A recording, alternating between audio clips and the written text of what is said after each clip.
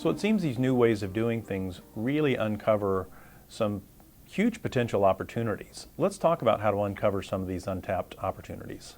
Well, there are four ways, and two we've talked about. We talked about cross-industry, looking at other industries. We talked about the 6 elements. That's a new way of taking lenses to your own ideas and looking at them in different patterns. But there are two we haven't talked about. One is hunches, which I'll describe in a minute, and the other is 4 quadrants of innovation, and a slightly different twist on innovation, which has become very popular right now.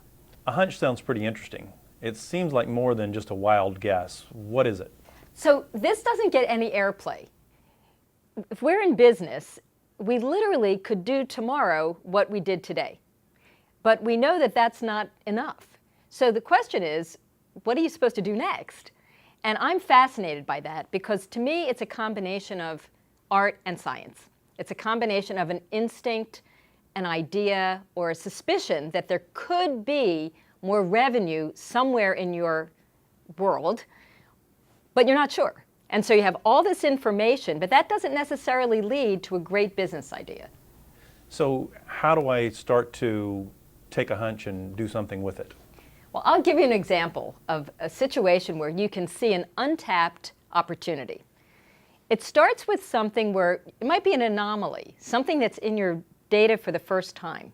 So a long time ago, there were restaurants that were looking at the data from the grocery stores. And they started seeing that there was an opportunity for chef-prepared food that could be taken home because people weren't only wanting chef-prepared food in a restaurant. They wanted that same experience at home.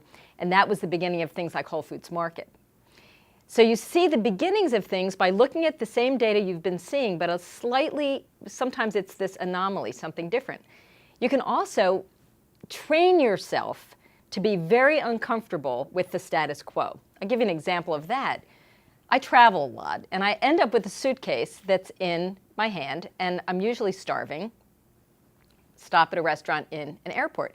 Have you ever stopped at a restaurant at an airport? It's hilarious because my bag is always stuck in the aisle, and someone's always bumping into it or walking around it, and if you want to walk to get a refill of your drink, it's really inconvenient. And I just keep thinking, at what point will someone see this as a revenue opportunity to solve the problem of the suitcases that are accidentally in the aisles of these restaurants in airports? So to the people that designed the restaurant, they're thinking of check average, they're thinking of food quality, they're thinking of the logistics as if it's just a restaurant. But to us as travelers, we're just waiting for someone to finally solve this problem. Somebody should sit and have a hunch that maybe having suitcases strewn randomly around a restaurant is not a great experience for the guest.